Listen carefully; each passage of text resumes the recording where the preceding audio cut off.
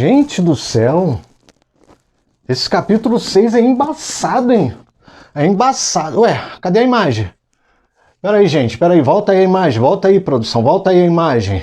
Gente, série Gênesis, vem comigo que eu vou te explicar o capítulo 6. E ó, aproveita a vinheta e já se inscreve aqui embaixo, ó. Logo depois da vinheta, Gênesis capítulo 6.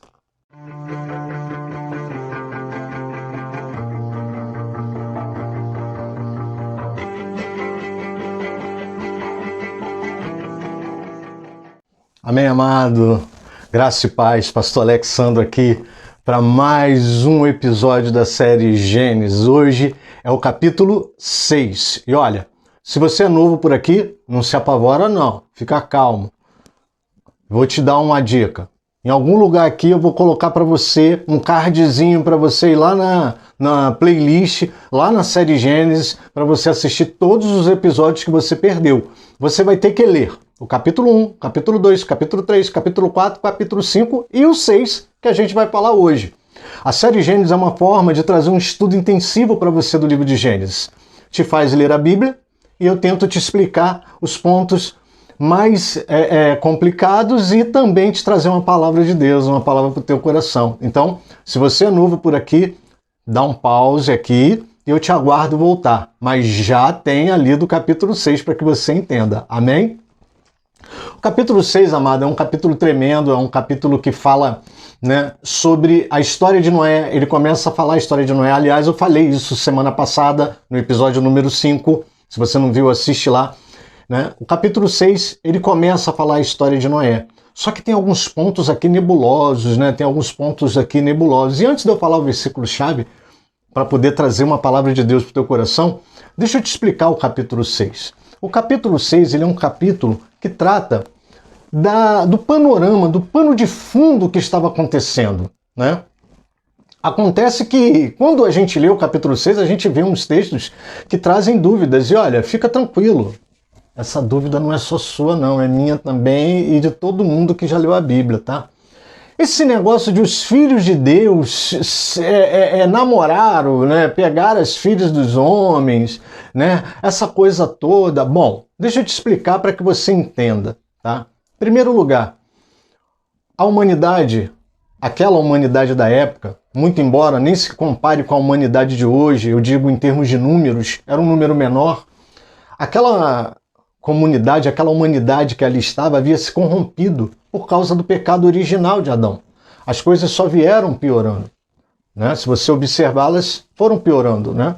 Caim mata Abel, foge.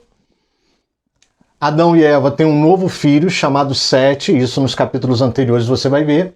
E aí, a partir dessa nova genealogia, é possível, né, se criar uma nova linhagem, né? Uma nova linha de pessoas. E aí eu quero que você entenda o seguinte: o mundo caiu em corrupção, né? Mateus capítulo 24, versos 37 e 39, Jesus vai falar assim, olha, como foi nos dias de Noé, né?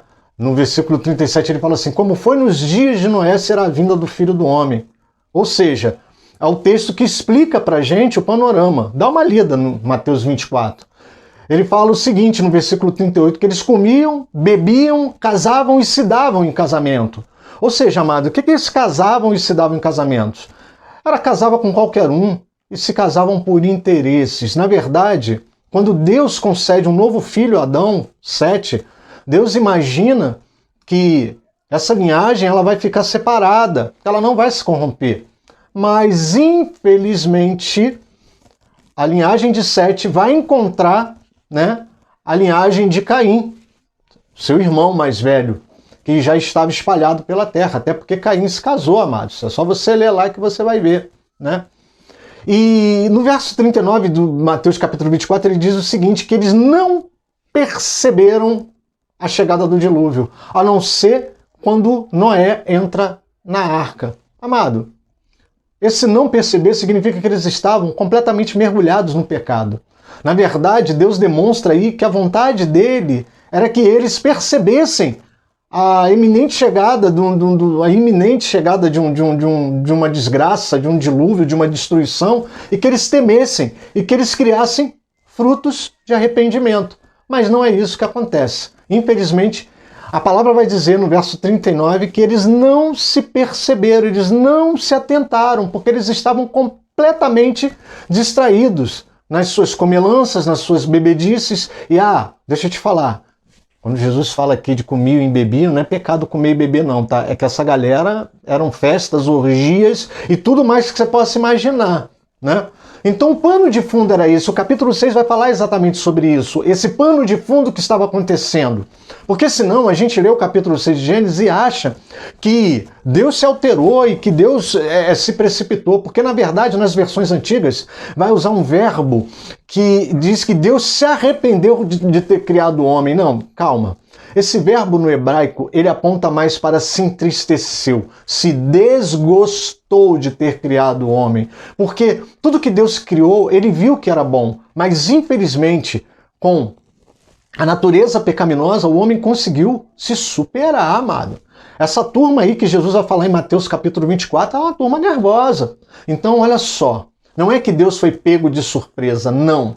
E o capítulo 6, amado, eu acho que ele vai explicar, tanto para nós que cremos no arminianismo, como aqueles que creem no calvinismo, vai explicar tudo para a gente. Deus é soberano, ele não foi pego de surpresa, ele já havia programado tudo, ele já havia planejado tudo, mas Deus esperava que o homem tivesse um pouco de bom senso, um pouco de consciência, e não teve. A gente vai ver isso quando Jesus fala, eles não se aperceberam, a não ser quando Noé já tinha entrado na arca e quando o dilúvio chegou. Foi porque eles caíram na real, que eles haviam perdido a arca, a salvação. Amém, amado? Então, olha só, deixa eu te falar uma coisa. Quando ele fala lá que os filhos de Deus se encontraram com as filhas dos homens, existem pelo menos 3 linhas teológicas para isso, né? Ele vai dizer, né, que a primeira hipótese, né, é que são anjos, né? Porque em Jó, né, no capítulo 1, verso 6, vai dizer que, né, os filhos de Deus estavam reunidos quando se apresentou Satanás. Ali a gente percebe, a gente deduz que era uma reunião de Deus com os seus anjos. Amém? Então, existe essa passagem que dá um pouco de base, mas quando a gente chega em Marcos capítulo 12, verso 25, que Jesus fala que no céu os filhos, ninguém vai se dar em casamento, vai se casar, nem vai se dar em casamento, que serão como os anjos, a gente percebe que os anjos não poderiam casar. E a gente percebe que os anjos caídos, aqueles que poderiam estar na face da terra, na segunda epístola de Pedro, capítulo 2, verso 4 e 5, a gente vai perceber que eles não estão aqui na terra com casa montada, carro, morando em condomínio, não. E nem na epístola de Judas, que só tem um capítulo, no verso 5 e 6, eles não estão, amado. Desculpa, eles não estão, tá? Uma outra linha de teologia vai dizer que eles são juízes, rei tiranos da época, e por isso que eles eram, né, conhecidos como os filhos de Deus, né? E aí vai dar um pouco de base para a questão dos gigantes, que a gente vai ver depois, né? Os gigantes lá do verso 4, né? Aquela coisa toda. Mas presta atenção, a linha mais aceita é que os homens, os filhos de Deus, os homens, são da linhagem de Sete, ou seja, eles são filhos de Sete e que eles se encantam pelas filhas, as mulheres das tribos de Caim. E aí há uma mistura que Deus não se agrada. E a gente vai ver isso durante a Bíblia toda. Essa linha teológica é mais aceita porque a gente vai ver durante a Bíblia Deus preservando uma pureza de nação, uma pureza, uma santidade que ele gostaria que fosse levada a sério, mas que muitos homens não levaram a sério. Amém, amado? E a questão dos gigantes, os nefilins, nepilins, né? Daí a gente vai ter algumas pronúncias diferentes, né? A gente vai encontrar em Números, capítulo 13. A gente vai ver quando os espias vão espiar a terra e veem gigantes. É o mesmo termo usado. Então, amados, eram gigantes que carregavam cachos de uva, eram gigantes que andavam, e aquilo causou temor nos israelitas, aqueles caras de Canaã. Eram os caras grandões de Canaã. Então, amados, pode ser que esses caras sejam nada mais nada menos que parentes dessa turma, e que assustava naquela época, e provavelmente ajudaram a espalhar a corrupção da época. Sabe-se lá se foi uma mutação genética, algo do tipo. Eu só sei te dizer o seguinte, é que isso não é o melhor da história. O melhor é que Deus, em meio a toda aquela decepção, vou falar decepção para que você entenda melhor, não o sentimento de Deus, ele encontra um homem. E aí eu quero dividir com você o verso 9, capítulo 6, verso 9, que diz assim: são essas as gerações de Noé. Noé era homem justo e íntegro entre os seus contemporâneos. Noé andava com Deus. Sabe, amado, Às vezes a gente fica preso a essas discussões teológicas, fica tentando entender com quem Caim casou, se tinha mulher na época, aonde que ele arrumou mulher para casar, quem são esses Nefilim, quem são esses filhos de Deus, quem são as filhas dos homens, e a gente esquece da mensagem central. A mensagem central, amado, é que toda vez que uma geração estiver mergulhada nos seus próprios anseios, amantes de si mesmo, como a Bíblia fala, que comem e bebem sem dar a mínima importância às coisas de Deus, que se casam e se dão em casamento criando alianças. Por isso que a Bíblia fala dos casamentos, porque o casamento é uma aliança, sem a autorização de Deus, fazendo misturas e perdendo o parâmetro de santidade. Deus sempre vai levantar homens e mulheres que sejam capazes de fazer os propósitos de Deus na terra e cumprir o seu sonho, o anseio do seu coração. E Deus encontra Noé. Noé era um homem justo e íntegro. Noé andava com Deus. A Bíblia diz que ele era diferente dos contemporâneos da época, ou seja, Noé não estava junto com todo mundo ali realizando aquelas atrocidades, aquela violência, aquela prostituição, aquelas orgias. Noé era diferente, porque Noé andava com Deus. Quando andamos com Deus, somos diferentes. Quando andamos com Deus, nós somos chamados a cumprir o propósito de Deus, um plano de Deus. No caso de Noé, a proposta era construir uma arca. Deus deu todas as medidas para ele. Essa arca aponta para Jesus. Essa arca aponta para a salvação. Essa arca talvez seja a melhor explicação de predestinação que existe. Porque, na verdade, quem estivesse dentro da arca estava predestinado a chegar no final e ser salvo e não passar pelo dilúvio. Assim deve ser a nossa vida. Deus tem que nos chamar, amado, para que façamos os seus propósitos, mas para isso você tem que ser justo e íntegro.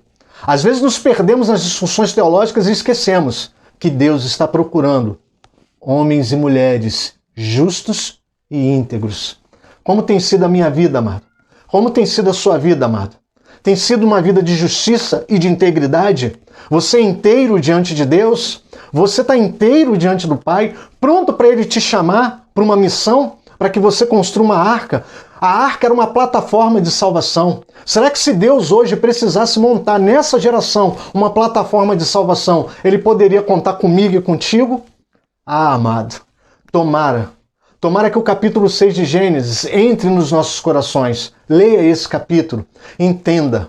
Noé fez a diferença para a geração dele. E nós estamos fazendo diferença para quem?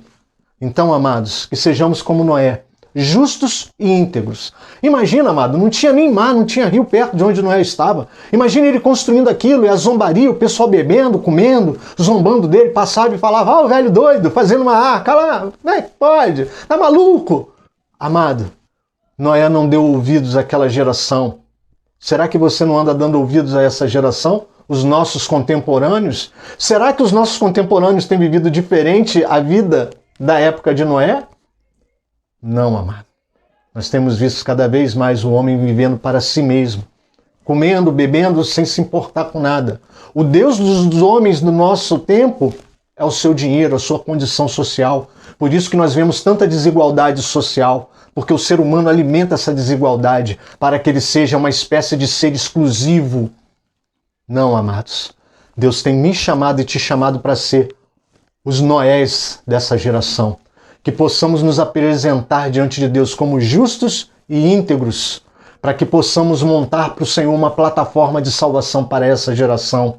Que Deus te abençoe. Fica com essa palavra e não deixa de me acompanhar. Se inscreve aqui embaixo, curte, compartilha para essa palavra chegar no máximo de gente possível.